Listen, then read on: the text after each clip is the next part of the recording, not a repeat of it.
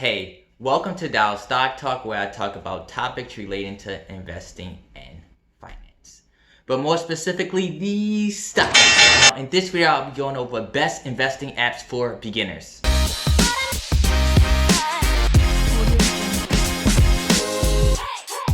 Now, before we get started, make sure you smash the like button because it helps the YouTube algorithm. It helps YouTube know that this is quality content and help my videos reach a broader audience. So I'll be going over the best investing apps for beginners. But by the way, I just wanted to throw this out there. If you're a big fan of investing and finance t-shirts, I curated a store where you can buy custom t-shirts for investing and finance for all you investing fans. But no further ado, let's get straight into these picks. Now, first up, I would have Acorns. Acorns is an investing app you guys may be familiar with where you can invest your spare change.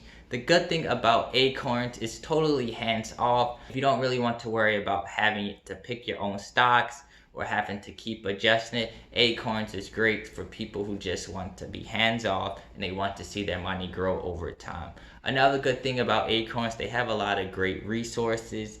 And they also have a great visual images where you can see, okay, if I invest this amount, I will get, well, what are my projections to be if I invest this month? And you can easily have it where you can change the numbers. So you can really end up seeing, okay, if I invest $5 more or $15 more, what will be the difference at any time period? I think that's really good because it can really help people stay the course and invest long term, because it really helps you see your goals and it's very beneficial. And by the way, I just want to throw this out there. If you're interested in any of these apps, make sure you check out the description below because I have affiliates links where you can get a free stock or I can get a free stock, or if you sign up, it's like you get $20 and I get $20. I just wanted to throw that out there. And so next up, I have N1 Finance. At first, I didn't really like N1 Finance, but it really came a long way over the years. The good thing about N1 Finance is very dynamic. It's easy to keep your portfolio balanced. It's good for people who want to pick individual stocks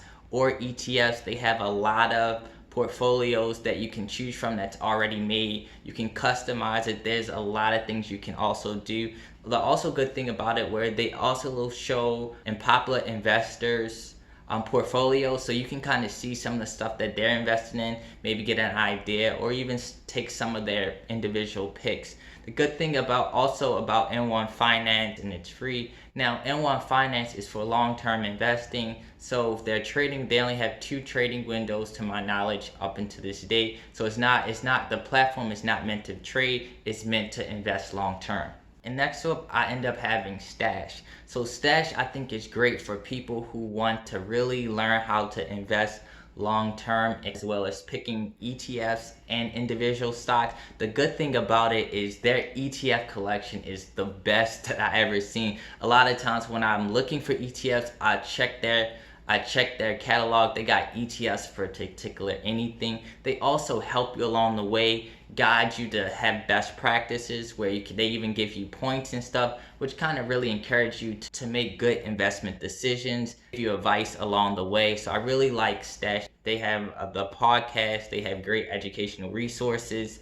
It's good overall. Now the thing about Stash, it is a dollar, but especially for the first year, I think it's really worth it because the amount of information you learn, I think it would end up worth paying that $1 a month. Maybe later on, if you want to be more cost efficient, you can switch to different platforms. But if you really want to learn, and if you really want them to help guide you, especially if you're interested in picking individual stocks or ETFs and you want to know the risk level, I think Stash is a great investment platform, especially to start off for beginners. This one is pretty popular, Robinhood. Robinhood, I had to throw this on the list. It's also free as well. It's very easy to use. It's very easy to buy and sell. It's just so easy to use. Nice interface. You can pretty much even trade stocks. You can invest stocks. Transactions go pretty smoothly. The only thing about Robinhood that's kind of doesn't have customer service, so if you had like a particular problem, you would end up having to send them an email.